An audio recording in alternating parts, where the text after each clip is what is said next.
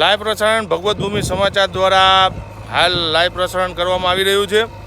તમે એક ટ્રક જોઈ રહ્યા છો, તે ટ્રક હાલ સુરેશ્વર પુલ જે આપણે પસાર થતા હોય છે સુરેશ્વર મંદિર બાજુથી, હાલ સરસ મજાનો પુલ ધરાશાયી થઈ ગયો છે આપમેળે, અને નેશનલ હાઈવે ઓથોરિટીને અમે જાણ પણ કરેલી હતી ફોટા દ્વારા। અને આખા રોડની અંદર જે ડમ્પર હાલતા એ સિંગલ રોડ છે, અને હાલ સતત વાત કરતા હોય છે પણ કોઈ ધ્યાન ન દેતા આજે ઘટના બહુ મોટી થઈ ગઈ, ડમ્પર આખું પડી ગયું છે અને લોકો કોઈ જાનહાનિ થઈ નથી પણ બચી ગયા છે। પણ હાલ પ્રશ્ન એ છે કે તો હવે ગોંડલમાં આવવા માટેનો રસ્તો કયો? હવે રસ્તા ક્યાં રાખવાનો? લોકોને આવવું છે તો કઈ રસ્તે આવવાનું? અને જે લોકો આ રોડ ઉપર ધંધો ચલાવતા હોય, બસ ચલાવતા હોય, એસટી ચલાવતા હોય, એ લોકો માટે હવે રસ્તો કયો લેવાનો? કે કોટડાવાળો રસ્તો લેવાનો કે ગોંડલને જેમ કહેવાય છે કે રજવાડા ટાણે બોર્ડર બાંધી હતી, એવી રીતના સત્તાધીશોએ બોર્ડર બાંધી હતી, ગોંડલની અંદર કોઈ પણ જાતનો ધંધો નહીં કરવાનો, એવું કરવાનું કે શું કરવાનું?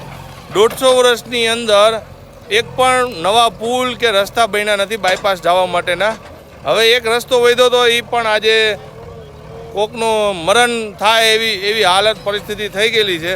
અને આ રોડ જોઈ રહ્યા છો, અને પુલ સુરેશ્વરનો છે, તમે જોઈ રહ્યા છો ડેમની નજીકમાં, અને દર વર્ષે અહીંયા જે પાણી ભરાતું હોય અને વસ્તુ હાલ થઈ ગયું છે। અને મારી સાથે જોયેલા છો ભાઈ, હાલત શું હતી ને કઈ રીતે હતી એમને શું હતો, પ્રોબ્લેમ શું હતો ને? એટલે આની રજૂઆત વારંવાર કાંઈ સિંગલ રોડ જ છે કે બીજું કંઈ છે? એટલે કોઈ નેશનલ હાઈવે ઓથોરિટીમાં આવતું હોય એવું કોઈ? તમે શું કહેવા માંગો છો લોકોને? મારી સામે જોઈ રહ્યા છો, હવે ડમ્પર, આવડા મોટા ડમ્પર આવે છે। હવે આ લોકોને ધંધો કરવો કે ન કરવો, હવે રામ ભરોસે હાલ ગોંડલ છે, રામ ભરોસે, હારે રામના રાજ્યમાં રામ ભરોસે છે। ધંધો કરવો તો ગોંડલ ન કરવો, અને ગોંડલ કરવો તો રામ ભરોસે પોતાના વીમા ઉપર, પોતાની ગાડીના વીમા ઉપર, અને ફૂલે ફૂલ કરવાનો રહેશે।